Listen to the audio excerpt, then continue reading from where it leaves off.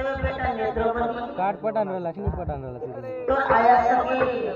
आम्ही photo photo हाय बाबा सांग कोण विचारते आहे बाबा बाबा नेत्रवती ती तो दुख दुख बोळे होई गई शादी होई वाला होई गई ती तो जानी की बाबा आम्ही तर आया डोकरा डोकरी होई गई मुझे डोकरा होई गई तर आया पर डोकरी होई गेला तेरे आम्ही तो लड़की खोजो रात में खोजो आज तक शादी करते माँ बाबा मुझ शादी में मना कर नहीं माता मुझे अपना पसंद लड़की खोजनी जाके और पसंद आती हो मुझ तो क्या सीधे सामने तुम लोग की सगाई करो महारा करो और शादी करते हो हाँ बाबा ठीक है दिया मत बोलो आमर एक लोग लगा बाबा ती जहाँ चाहिए लेकी को जो तो आमी तहाँ करी ये मजा हाँ तुमको बाबा गांव पता है तहाँ में जाओ मियाँ जी लड़की खोज के दीदी जाके मत खोज राजमहल मेरे लवडू मुझे कैसे दे सकती लक्ष्मणाचे महल सांग तो कोण हाँ बाबू ठीक है जा माता खूब लेट कर नहीं जल्दी जीवो जल्दी लड़की पसंद करी आगे से शादी हाँ माँ बाबा ठीक है मोर नमस्कार दिया माँ बाबा मोर प्रणाम दिया उठ बाबू खुश रह जल्दी से जा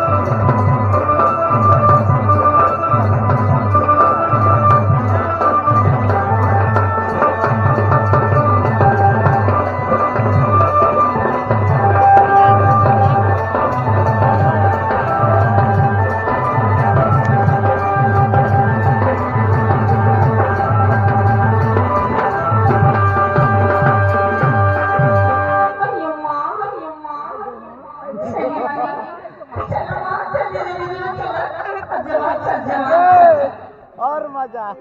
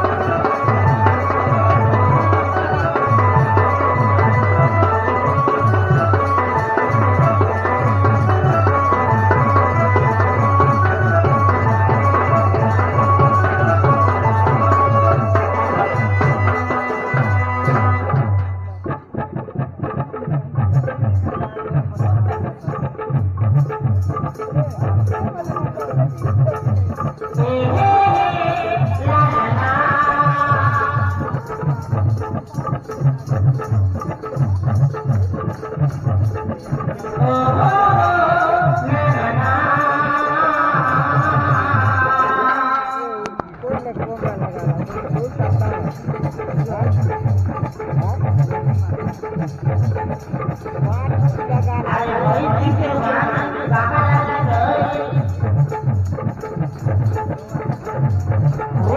भाई किसे वाहन कहाँ लगा गए मुझे मेरी जान बदली मुझे मेरी जान बदली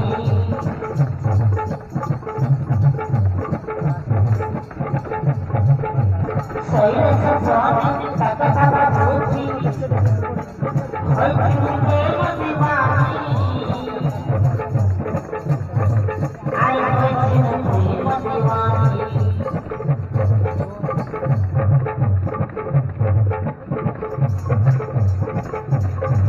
आई वो हरी मौज झूठी सपना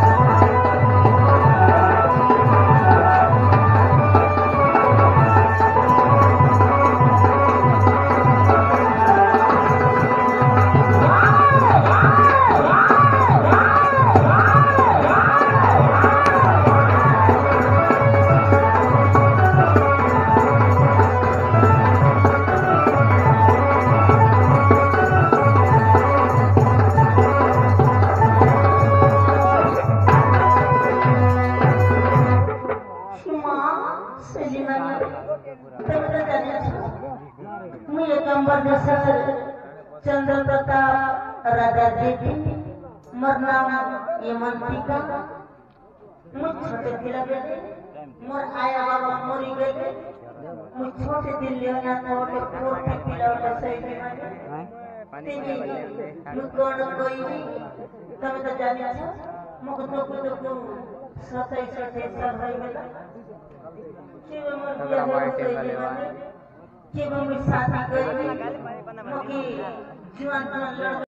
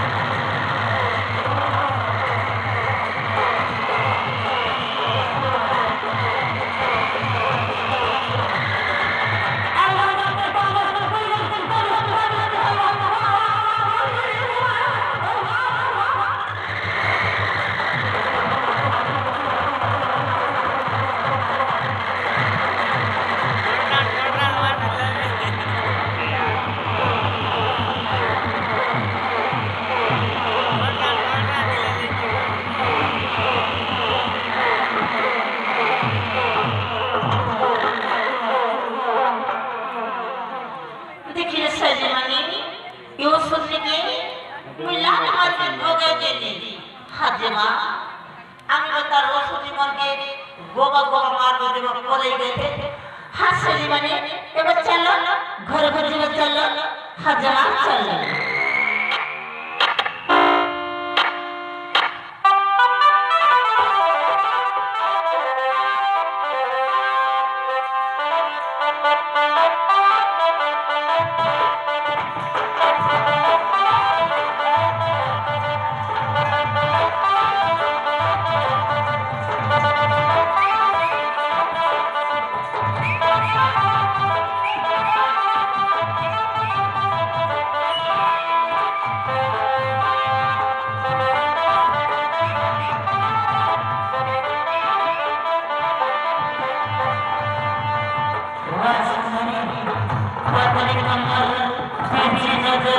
Wow.